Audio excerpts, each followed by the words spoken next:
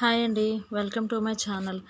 June month అయితే start అయిపోయింది కదండి. వాళ్ళు ఆల్రెడీ జూన్ 18th అనమాట. ఇప్పుడు మాకు కొంచెం 2 days నుంచి రెయిన్ అయితే లైట్గా వస్తుందన్నమాట.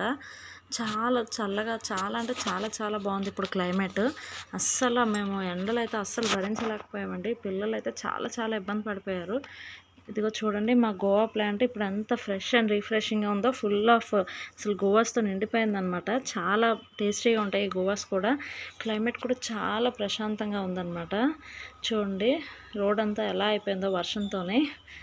అసలు ఎంత బాగా ఉందంటే క్లైమేట్ అంత చాలా బాగుంది. అండ్ నేనైతే మ్యాంగో జెల్లీ ప్రిపేర్ చేద్దామని చెప్పేసి చేశాను. హాఫ్ డే అయితే ఎండ బాగానే వచ్చింది. నేను ఆఫ్టర్నూన్ నుంచి మాత్రం క్లైమేట్ అయితే బాగా చల్లగా అయిపోవడం వల్ల పైన లేయర్ అయితే ఫామ్ అయింది, కానీ కింద మాత్రం గుజ్జులాగే ఉండిపోయింది అనమాట, జ్యూసీగా. ఒక 2-3 days అయితే ఎండలో పెట్టాలి, కానీ నాకు అసలు టైం సరిపోలేదు. నేనైతే మే అంతా వదిలేసి జూన్లో స్టార్ట్ చేయడం నాదే తప్పు. ముందంతా బతికించాను. ఇప్పుడు వచ్చి నేను సరే సరదాగా ట్రై చేద్దాం, ఎప్పుడు చేయలేదు కదా అని చేసేటప్పటికి పైన మాత్రమే లేయర్ ఫామ్ అయింది, కింద ఇంకా గుజ్జులాగా ఉండిపోయింది అనమాట. ఎండ సరిపోలేదు, దానికి సరిగ్గా డ్రై అవ్వలేదు. నేను వచ్చేసి కొంచెం హెవీగా వేస్తాను అనమాట, థిక్ లేయర్గా, అందుకే కొంచెం బాగా అవ్వలేదు.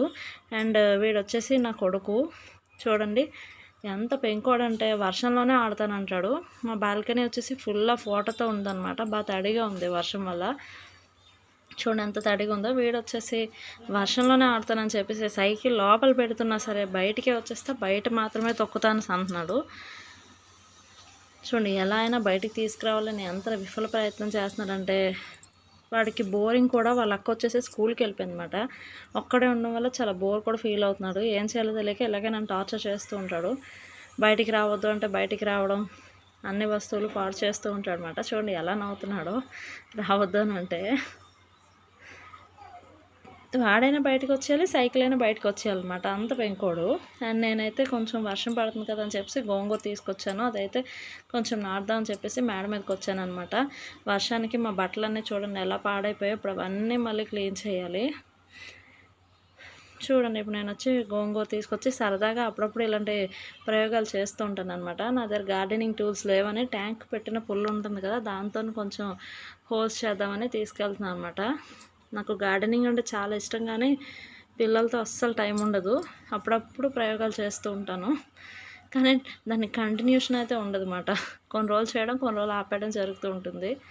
పిల్లలు ఇద్దరు చిన్నవాళ్ళ వల్ల అంత టైం ఉండదు. ఇంట్రెస్ట్ ఉన్నా సరే ఫుల్ఫిల్ చేసుకోలేము కదా. పాప అయితే ఇప్పుడు స్కూల్కి వెళ్ళడం కూడా స్టార్ట్ చేసేసింది. సో దట్ అప్పుడప్పుడు చేస్తూ ఉంటాను అనమాట ఇలాంటి ప్రయోగాలు. గోంగూరని కొంచెంగా ఒక 4-5 కాడల్లా తీసుకొని ఒక్కొక్క దాంట్లో పెట్టేసుకుంటున్నాను అనమాట. చూడాలి, మళ్ళీ సన్ కానీ హెవీగా ఉంటే మళ్ళీ అవి రావు, కాబట్టి కిందన నీడ ప్లేస్లో తీసుకెళ్ళి పెట్టేయాలి.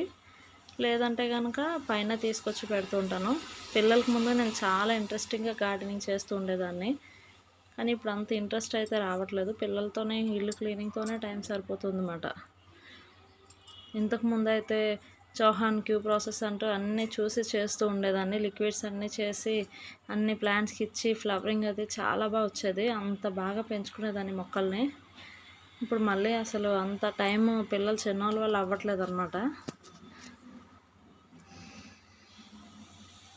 సరదాగా ఏదో ప్రయోగం చేద్దాం, అలాగే ఒలిచిన గోంగూర ఉంది, దాన్ని తీసుకొచ్చి ఇలా పాద్దామని చెప్పేసి మేడ మీదకి తీసుకొచ్చేసాను అనమాట. ఒక చేతిలో మొబైల్ ఉండడం వల్ల కొంచెం వీడియో తీయడానికి పెట్టడానికి కొంచెం ఇబ్బందిగా ఉంది. నేనే వీడియో తీసి నేనే పెట్టడం వల్ల.